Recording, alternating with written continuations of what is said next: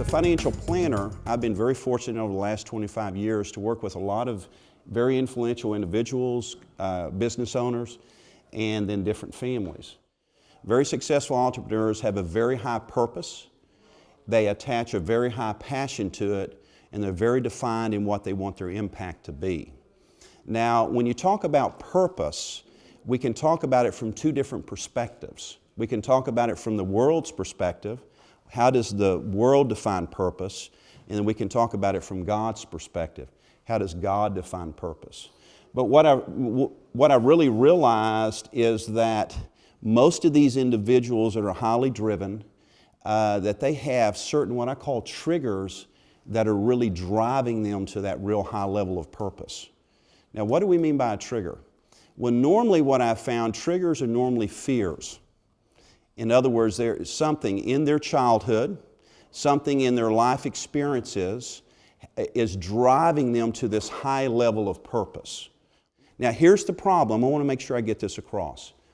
That if you have very high purpose in your life and you attach a high level of passion to that, if it is the wrong purpose, guys, you're going to get to the wrong destination faster. Now, let me take you to my personal situation. When I was 13, I actually came down with spinal meningitis. I was raised in a little town called Gainesville, Texas, right north of here. Never forget it, 1973. I was in PE that day, and I had about 102-degree temperature. Coach actually said, "Hatcher, you look ashen white, go to the nurse." I go to the nurse, 102-degree temperature. Nurse says, "Guy, we'll call your mom." Now, believe it or not, it's kind of funny. They go ahead and send me up to English class, and with 102-degree temperature. And so I remember walking into English class, walk into a room very similar to this. Teacher's desk is right here. Second chair back, 3 rows over. I can still see this room. Got the little bitty and the little stud in 8th grade sitting right next to me. Bell hadn't rung yet. Intercom's right above me, one of those old intercoms.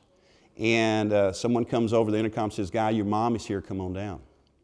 I get up. Now, I'm a lanky, I go from 5'2" to 5'10" my 8th grade year. So as I'm walking out the door, the 2 little special people start making fun of me. They start belittling who I am. They start belittling what I have on. Guys, to this day, I can remember exactly what I said as I went across that threshold. I said, "Someday you will not make fun of me." Just like that, that seed got planted. That trigger got set. And for my whole life, I've been driven on making money. I've been driven on what I wear. I've been driven on where I live. I've been driven on what my wife wears. My whole life I've dealt with that issue. The problem with triggers are, if they're fear-based, which most of them are going to be fear-based, what it's basically doing, it's making me run away from something versus run to something. And I'm going to tell you, most successful individuals are running from something versus running to something. So I don't think impact is a choice, guys. And the problem is this: we're going to have impact whether we really want to or not. It just might be negative impact. So my theory is, let's have positive impact. But if you look at Abraham and Lot, Abraham had phenomenal impact in his life. Continues to have phenomenal impact. How come? Because God gave him the covenant. God blessed Abraham and said, "You and your offspring will be great.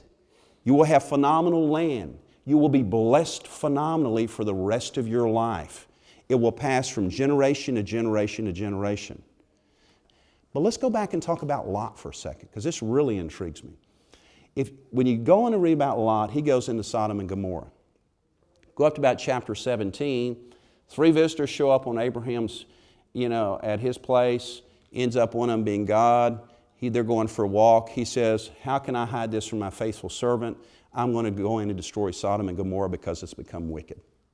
And remember, Lot's parked his little bottom in Sodom and Gomorrah. Okay?